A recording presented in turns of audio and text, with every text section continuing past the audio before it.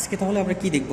আজকে দেখব হচ্ছে পারমাণবিক সংখ্যা, পারমাণবিক ভর এবং আইসোটপ, আইসোবার এবং আইসোটন, এই জিনিসগুলো কি, ঠিক আছে?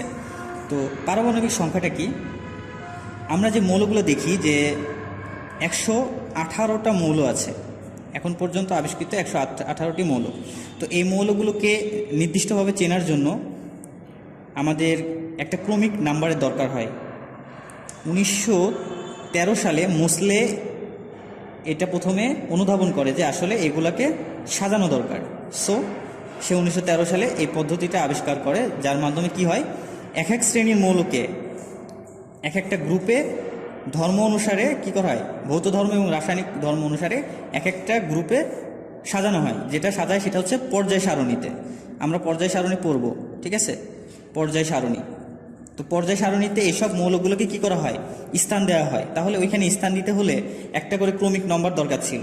যেমন আমরা এখন পড়তে পারি hydrogen, helium, lithium, beryllium, boron, carbon, nitrogen, oxygen, এভাবে আমরা সিরিয়ালে পড়তে পারি। তো এই সিরিয়ালটা দেওয়ার জন্যই কি করা হয়, মোসলে পারমাণবিক সংখ্যার উদ্ভাবন করে, ঠিক আছে? তাহলে পারমাণবিক সংখ্যাটা কি?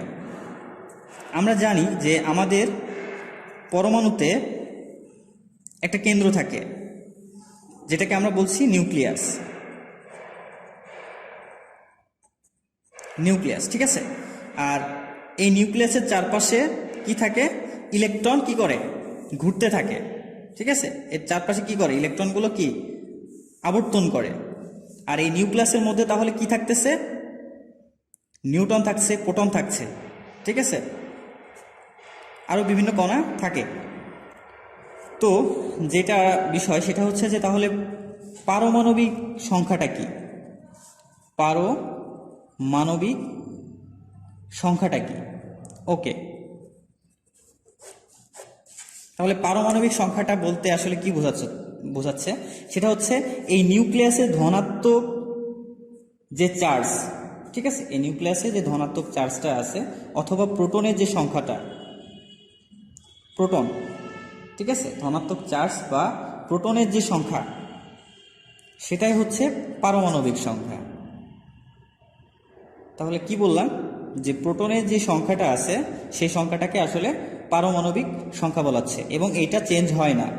ইলেকট্রন কি করতে পারে, ইলেকট্রন দেখা যাচ্ছে ত্যাগ করতে পারে বা গ্রহণ করতে পারে। আমাদের নিউক্লিয়াস থেকে, পরমাণু থেকে ইলেকট্রন আমরা ত্যাগ করতে পারি, আবার গ্রহণ করতে পারি। যেমন সোডিয়াম ক্লোরাইডের ক্ষেত্রে এই জিনিসগুলো আমরা ভালোভাবে দেখব, তারপরেও আমরা একটু বোঝার ক্ষেত্রে বলছি। যেমন এই বন্ধনটা যেহেতু গঠন হয়েছে, এখানে সোডিয়াম কি করেছে, একটা ইলেকট্রন ত্যাগ করেছে, আর ক্লোরিন কি করেছে, একটা ইলেকট্রন গ্রহণ করেছে। তার মানে কি, ইলেকট্রনের চেঞ্জ হচ্ছে, কিন্তু প্রোটন সংখ্যার কোনো চেঞ্জ হচ্ছে না। সুতরাং এর সোডিয়ামের কত, 11 প্রোটন, 11টা প্রোটন সংখ্যা আছে, আর হচ্ছে ক্লোরিন কত, 17টা, ঠিক আছে? তাহলে আমরা যেটা দেখছি যে প্রোটন সংখ্যার কোনো চেঞ্জ হচ্ছে না, রাইট? তাহলে প্রোটনটা কি, প্রোটন হচ্ছে আমাদের কেন্দ্রে থাকে, নিউক্লিয়াসের কেন্দ্রে ধনাত্মক চার্জ, সেটাই হচ্ছে আমাদের পারমাণবিক সংখ্যা। এখন এই পারমাণবিক সংখ্যাকে প্রকাশ করা হয় জেড দ্বারা, ঠিক আছে? এই পারমাণবিক সংখ্যাকে কি দিয়ে প্রকাশ করা হয়, জেড, পূর্ণ সংখ্যা, ঠিক আছে? জেড দ্বারা প্রকাশ করা হয়, এটা হচ্ছে পূর্ণ সংখ্যা। কোনো মৌলের ক্রমিক নাম্বার কি হবে না, ফ্র্যাকশন হবে না, মানে ভগ্নাংশ হবে না। আমরা যে ক্লাসে রোল নাম্বারগুলো দেই, এগুলাতে কি কখনো হচ্ছে এরকম হয় যে 1.5, 2.5 এরকম হয় না? তাহলে কি, পূর্ণাঙ্গ সংখ্যা। সুতরাং আমাদের যে পারমাণবিক সংখ্যা, এটা হচ্ছে পূর্ণাঙ্গ সংখ্যা, জেড দ্বারা প্রকাশ করা হয়ে থাকে, ঠিক আছে? এরপরে আসি পারমাণবিক ভর। পারমাণবিক ভর কি? পারমাণবিক ভর হচ্ছে যে আমরা তো দেখলাম যে আমাদের যে পরমাণু আছে, এর কেন্দ্রে আমাদের নিউক্লিয়াস থাকে। এই নিউক্লিয়াসে কী কী থাকে, প্রোটন এবং নিউট্রন। তাহলে এর ভরটা কি হবে, পারমাণবিক যেই তোমার হচ্ছে ভর, সেটা কি, পারমাণবিক ভর equal to Newton plus proton. এই দুইটার সংখ্যার যোগফলটাই কি পারমাণবিক ভর। যেমন কার্বনের ক্ষেত্রে প্রোটন সংখ্যা কত 6, আমরা জানি ক্রমিক নম্বর 6, এবং নিউট্রন সংখ্যা কয়টা আছে 6টা। সুতরাং কার্বনের ভর কত হবে, কার্বনের ভর পারমাণবিক ভর, ঠিক আছে, কার্বনের পারমাণবিক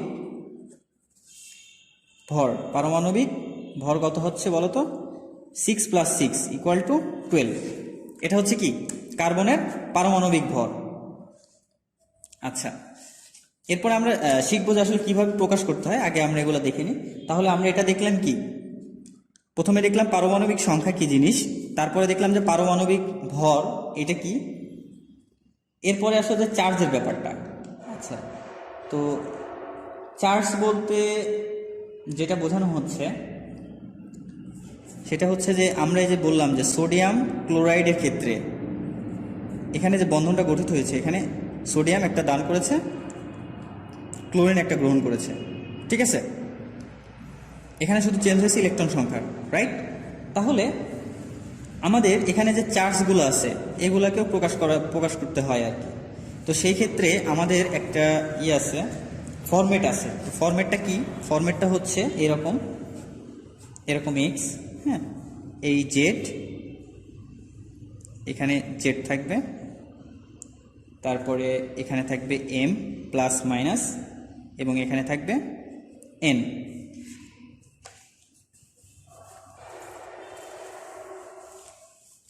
তাহলে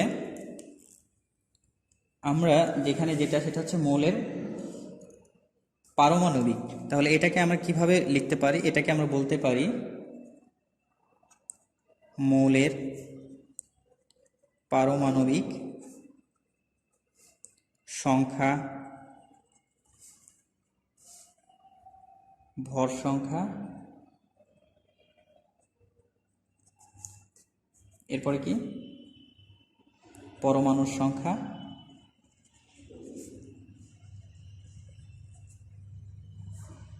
ও চার্জ সংখ্যা প্রকাশের নিয়ম, ঠিক আছে। তাহলে এই ফরম্যাটের মাধ্যমে আমরা কি করতে পারছি, পারমাণবিক যে সংখ্যাটা আছে সেইটা পারমাণবিক ভর, পরমাণুর সংখ্যা এবং চার্জ সংখ্যা প্রকাশ করতে পারছি। যেমন তাহলে এখানে জেডটাকে কি বলা হচ্ছে, জেড হচ্ছে পারমাণবিক সংখ্যা প্রকাশ করা হচ্ছে। এটা কি পারমাণবিক ভর, এমটা কি চার্জ সংখ্যা, এনটা কি পরমাণুর সংখ্যা।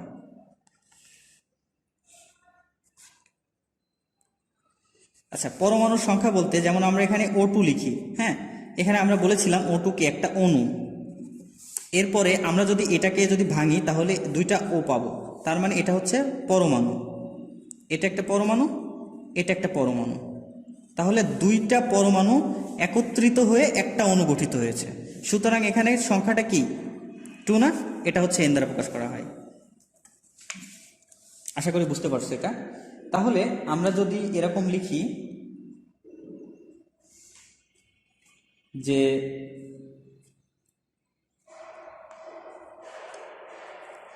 ধরো কার্বনের ক্ষেত্রে আমরা লিখতে পারি, কার্বনের ক্ষেত্রে আমরা লিখি যেমন 6, কার্বনের ক্ষেত্রে 6, এখানে কত আছে 12, এর কোনো চার্জ নাই, ঠিক আছে। সো এভাবে আমরা প্রকাশ করতে পারি। এটা ছিল কি ওর পারমাণবিক সংখ্যা, এটা কি পারমাণবিক ভর, এখানে কোনো চার্জ নাই, এখানে কোনো পরমাণু সংখ্যা উল্লেখ নাই, ঠিক আছে।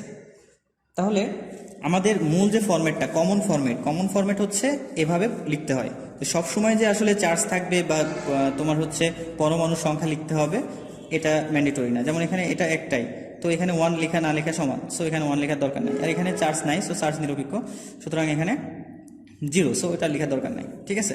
তাহলে আমরা এটা এভাবে প্রকাশ করতে পারি।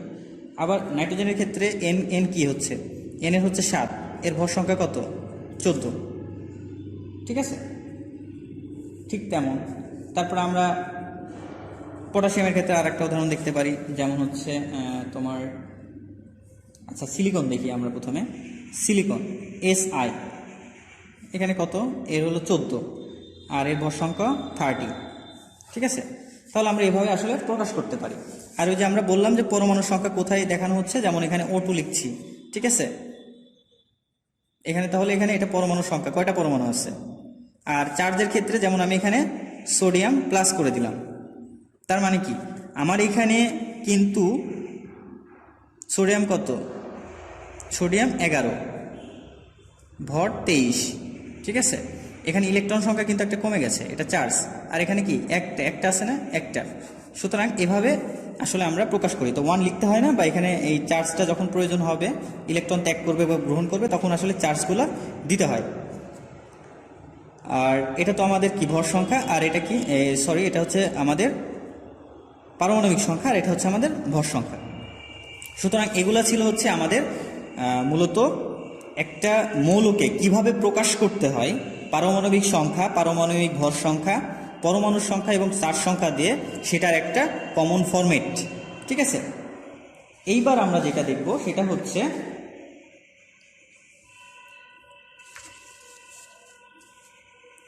আইসোটপ।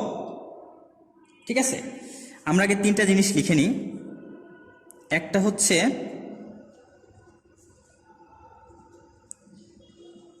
আইসোটপ, দ্বিতীয়টা হচ্ছে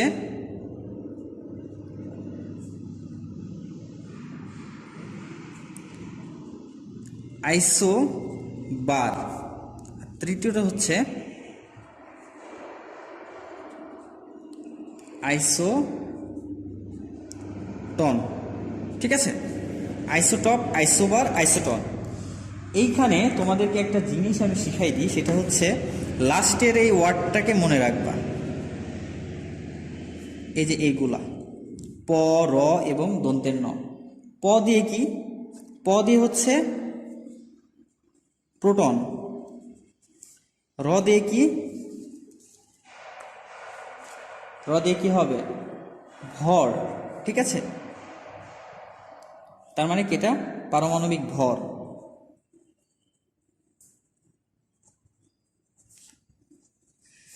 আর এন দিয়ে কি, এন দিয়ে হচ্ছে নিউটন।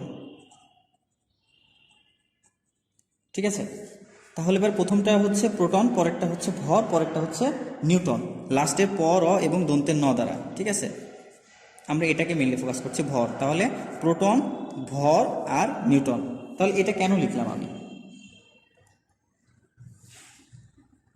আসলে ডাল্টনের যে পারমাণবিক মতবাদ দেয়, সেই অনুসারে আসলে সকল যে মৌলগুলো আছে একটি মৌলের, ঠিক আছে, একটি মৌলের সকল পরমাণুর ভর হচ্ছে সমান, একটি মৌলের সকল পরমাণুর ভর সমান। কিন্তু পরবর্তীতে আসলে তোমার হচ্ছে প্রমাণিত হয় যে আসলে একই মৌল হতে পারে, কিন্তু বিভিন্ন ভরের পরমাণু আছে। ঠিক আছে, এদের ধর্মগুলো কি এক। তো এই জন্য বিজ্ঞানী স্টোন এবং তোমার হচ্ছে একটা পরীক্ষা করে, স্পেকট্রোগ্রাফ যন্ত্র ব্যবহার করে আসলে নিয়নের হচ্ছে দুটি ভিন্ন ভরের পরমাণু শনাক্ত করে। তারপর থেকে আসলে এগুলাকে আইসোটপ নাম করা হয়। সুতরাং আইসোটপের ক্ষেত্রে যে একই মৌলের, আইসোটপের ক্ষেত্রে তাহলে কি আসতেছে, যে আইসোটপের ক্ষেত্রে বলা হচ্ছে যে একই মৌলের যেসব পরমাণুর প্রোটন সংখ্যা সমান কিন্তু ভর সংখ্যা এবং নিউট্রন সংখ্যা ভিন্ন হয়, তাদের পরস্পরের আইসোটপ বলা হয়। তাহলে কি প্রোটন সংখ্যা কি সমান,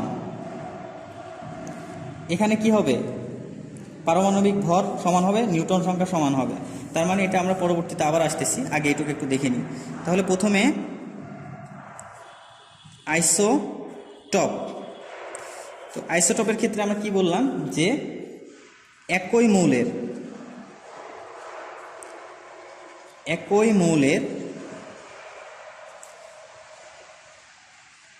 পরমাণু, একই মৌলের পরমাণু যেসব পরমাণু, এখানে একটা কথা অ্যাড করে দিলে ভালো হয় যে একই মৌলের যেসব পরমাণুর প্রোটন সংখ্যা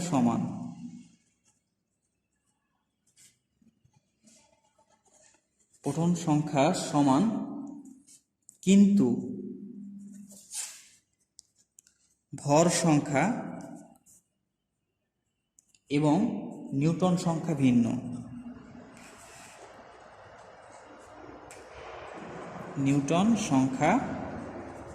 ভিন্ন,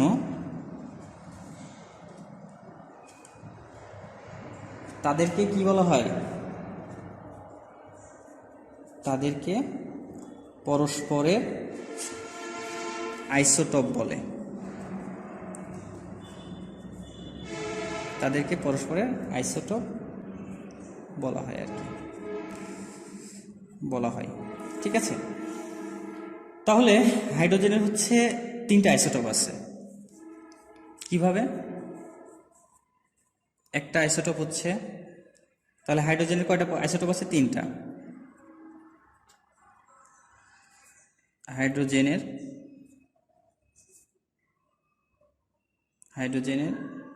3টি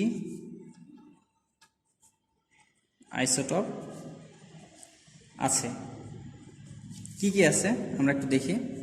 প্রথমটা হচ্ছে প্রোটিয়াম। প্রথমটা হচ্ছে প্রোটিয়াম। তারপরে প্রোটিয়ামের ক্ষেত্রে কি 1 এভাবে লেখা হয় প্রোটিয়াম। তো এইখানে আমরা একটা জিনিস দেখি, এর ভর সংখ্যা হচ্ছে কত? ভর সংখ্যা হচ্ছে 1। ঠিক আছে, প্রোটন সংখ্যা হচ্ছে 1। এই যেখানে আমরা দেখতে পাচ্ছি প্রোটন সংখ্যা 1। তাহলে অতএব নিউটন সংখ্যা কত আসবে? এখানে নিউটন সংখ্যা কত আসবে? নিউটন সংখ্যা 1 - 1 = 0 আসবে। কিভাবে? আমরা এখানে জানি যে, আমরা যদি আগের একটা বিষয় একটু দেখি, সেটা হচ্ছে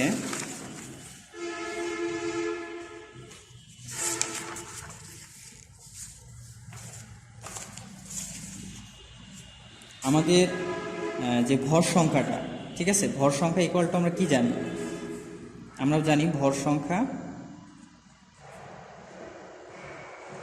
ইকুয়াল টু নিউটন এবং প্রোটনের যে সংখ্যাটা আছে সেটা যোগফল। ঠিক আছে, তাহলে আমার এখানে ভর সংখ্যা দেওয়া আছে কত?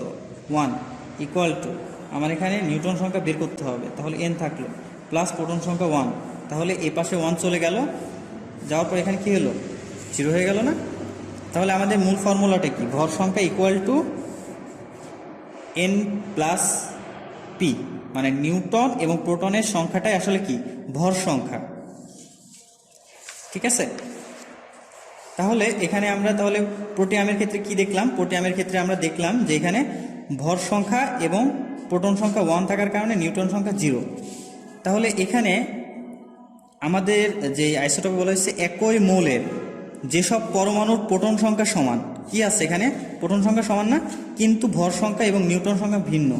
দেখো প্রোটন সংখ্যা কিন্তু 1 এখন পাইছি, আমরা আরও 2-1টা দেখবো, তারপরে আরও বেশি ক্লিয়ার হয়ে যাব। আর এখানে নিউটন সংখ্যা কত পাইছি? 0। ওকে, এরপরে নেক্সট আমরা হচ্ছে আরেকটা দেখব, সেটা হচ্ছে প্রোটিয়াম দেখলাম, এখন আমরা দেখব ডিউটেরিয়াম। ঠিক আছে, ডিউটেরিয়ামে কি আছে? 21H, এটা হলো সংকেত। তো এখানে এটা থেকে কি পাচ্ছি আমরা? ভর সংখ্যা কত? ভর সংখ্যা হচ্ছে 2, প্রোটন সংখ্যা, ঠিক আছে, ভর সংখ্যা 2, প্রোটন সংখ্যা কি? 1। অতএব নিউটন সংখ্যা কত হচ্ছে? নিউটন সংখ্যা 2 - 1 = 1। আমি বারবার বলছি, সেটা হচ্ছে যে আমরা কিভাবে এই নিউটন সংখ্যাটা পাচ্ছি? আমরা হচ্ছে ভর সংখ্যা, আমরা জানি যে ভর সংখ্যা equal to n plus n, সুতরাং আমার নিউটনটা বের করতে হবে। তাহলে nটাকে যদি আমি নিয়ে আসি, অর্থাৎ nটাকে যদি চাই, তাহলে কি হবে? এখান থেকে আমাদের ভর সংখ্যা মাইনাস প্রোটন সংখ্যা, রাইট? এখানে তাই হচ্ছে না, ভর সংখ্যা 2, প্রোটন সংখ্যা 1, তাহলে মাইনাস করলে কি হচ্ছে, নিউটন সংখ্যা আমরা পাচ্ছি। তাহলে ডিউটেরিয়াম গেল। এখন আরেকটা আসছে, সেটা হচ্ছে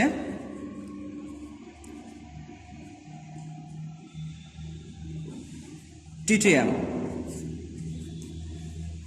এইটা, ঠিক আছে? তো এইখানে ভর সংখ্যা কত? এখানে ভর সংখ্যা হচ্ছে 3 আর প্রোটন সংখ্যা 1। অতএব নিউটন সংখ্যা কত?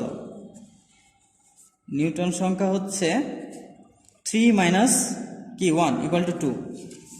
সুতরাং এইবার আমরা একটু দেখি আমাদের কথার সাথে এগুলার মিল আছে কিনা, আমরা যা পড়লাম সেগুলোর সাথে আসলে মিল আছে কিনা, আশা করি দেখা যাচ্ছে।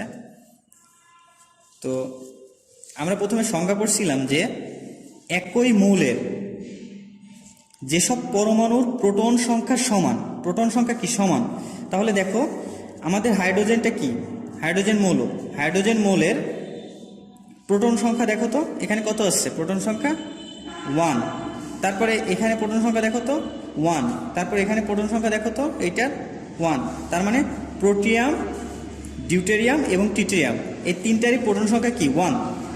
কিন্তু ভর সংখ্যা দেখো তো, ভর সংখ্যা এটার 1 ছিল প্রোটিয়ামের, তারপরে হচ্ছে ডিউটেরিয়ামের ভর সংখ্যা ছিল 2, আর হচ্ছে ট্রিটিয়ামের ভর সংখ্যা ছিল 3, এবং নিউটন সংখ্যা দেখো এটা ছিল 0 প্রোটিয়ামের, ডিউটেরিয়ামের নিউটন সংখ্যা 1, আর হচ্ছে ট্রিটিয়ামের নিউটন সংখ্যা 2।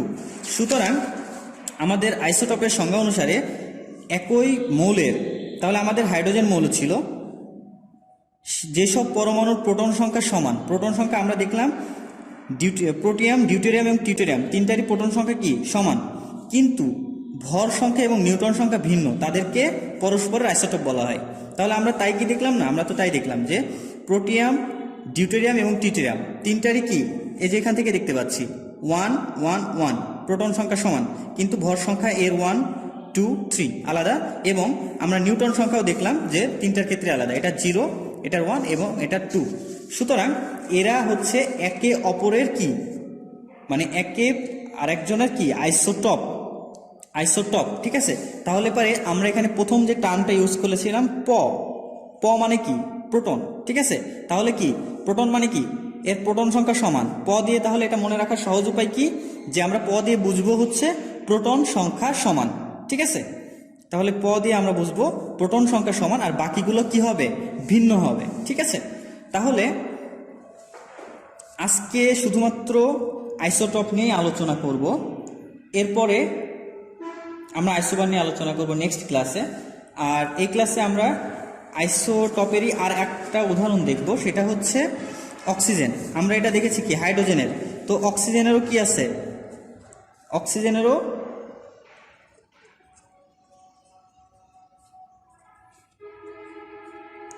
অক্সিজেন মৌলেরও কি 3টা আইসোটপ আছে, 3টা আইসোটপ আছে, ঠিক আছে? 3টা আইসোটপ আছে। এগুলা কি কি, এগুলা হচ্ছে অক্সিজেন 860 এত, এরপরে আছে হচ্ছে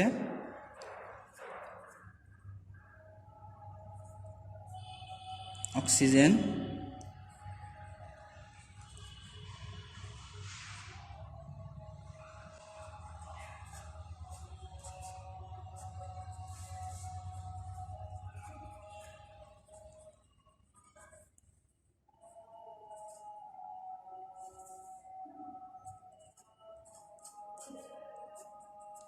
ঠিক আছে?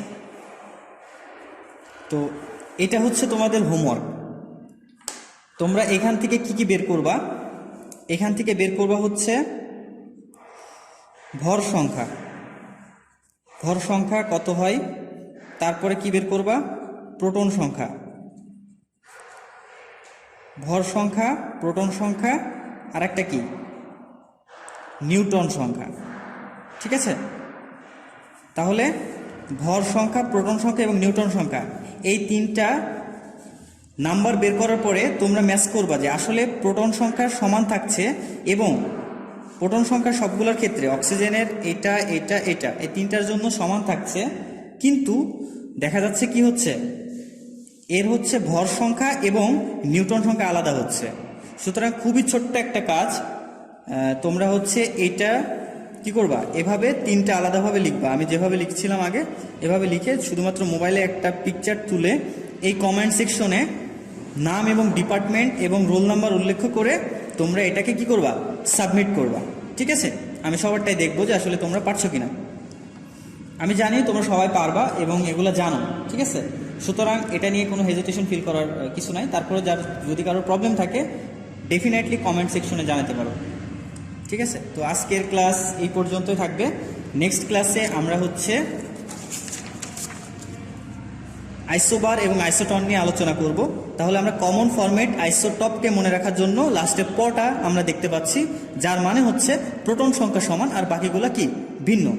একটা উদাহরণ আমরা দেখেছি, সেটা হচ্ছে হাইড্রোজেনের তিনটা আইসোটপ আছে, প্রোটিয়াম, ডিউটেরিয়াম এবং টিউটেরিয়াম, এবং কিভাবে এগুলাকে আসলে আলাদা করা হচ্ছে বা আইসোটপগুলো কিভাবে আসলে একে অপরের সাথে সম্পৃক্ত সে বিষয়গুলো নিয়ে আমরা আলোচনা করেছি।